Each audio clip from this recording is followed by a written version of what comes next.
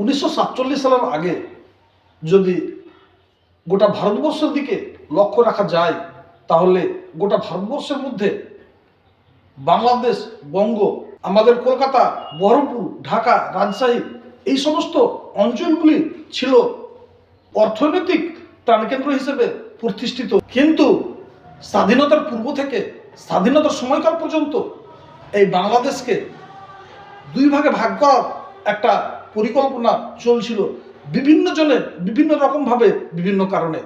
বাংলাকে ভাগ করতে গিয়ে এক একজনের এক এক রকম মতলব কাজ করছিল। কারো মাথায় কাজ করছিল ভারতবর্ষের উপর কর্তৃত্ব স্থাপন, আর এর মাঝখানেই শরৎ বসু এবং শরৎ বসুর মতো কেউ কেউ চাইছিল বাংলাদেশ এক হয়ে থাকুক।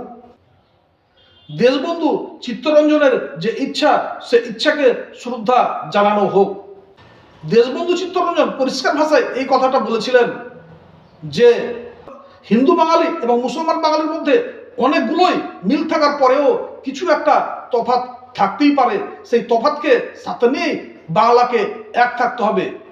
কিন্তু স্বার্থবাদীদের চক্রান্তে বাংলা দুভাগে ভাগ হলো। এই বাংলা দুভাগে ভাগ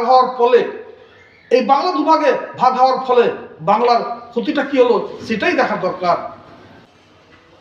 জনসংখ্যার দিক থেকে বাঙালি আর ভারতবর্ষের মধ্যে এক নম্বর জাতি থাকলো না। বাংলার মেধা দুই ভাগে ভাগ হয়ে গেল, আর বাঙালির সম্পত্তি দুই ভাগে ভাগ হওয়ার ফলে বাংলার মুখ যে ছিল সেই মুখটা আর বাংলার দিকে থাকলো না। এরপরে থেকে বাংলা দিল্লির মুখাপেক্ষী হলো। কিন্তু এতগুলো কথা আজকে বললাম কেন? আজকে বলার পিছনে একটা আতঙ্ক কাজ করছে। মুসলিম হিসেবে নয়, বাঙালি হিসেবে আতঙ্ক বোধ করছি। সামনের দিনে জনসংখ্যার ভিত্তিতে কতটা বিধানসভা কেন্দ্র হবে, কতটা লোকসভা কেন্দ্র হবে, তার কাজ শিগগির শুরু হতে যাচ্ছে। তার আগেই পশ্চিমবঙ্গের লোক সংখ্যা কমে নিয়ে আসা হচ্ছে। পশ্চিমবঙ্গকে দুই ভাগে ভাগ করার চক্রান্ত শুরু হয়েছে। বারবার হিন্দু নেতা এবং নেত্রীরা আপনাদের কাছে বলছে, আপনাদের মনে আছে, মনে পড়বে, হিন্দু ভাই আপনাদের ভয়ের কিছু নেই। যদি এসআইআর এ আপনার নাম বাদ হয় তাহলে সিএ এর মাধ্যমে আপনাদেরকে নাগরিকত্ব দেওয়া হবে। এখন প্রশ্নটা হচ্ছে আপনাদেরকে সিএ এর মাধ্যমে নাগরিকত্ব দেবেটা ঠিক কখন? আমি দাবি করে বলছি, পরিষ্কার ভাষায় বলছি, সিএ এর মাধ্যমে আপনিও পাবেন, মুসলিমরাও পাবে।